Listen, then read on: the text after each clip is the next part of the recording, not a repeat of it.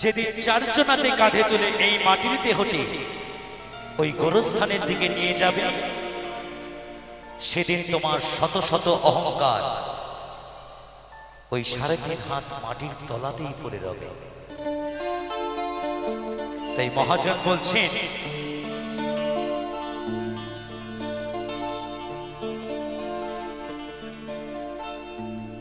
আজকে মরলে কালকে 2 দিন,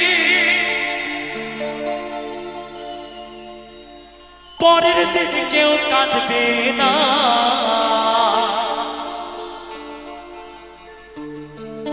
হয়তো যেদিন শেষ নিঃশ্বাস ত্যাগ হবে,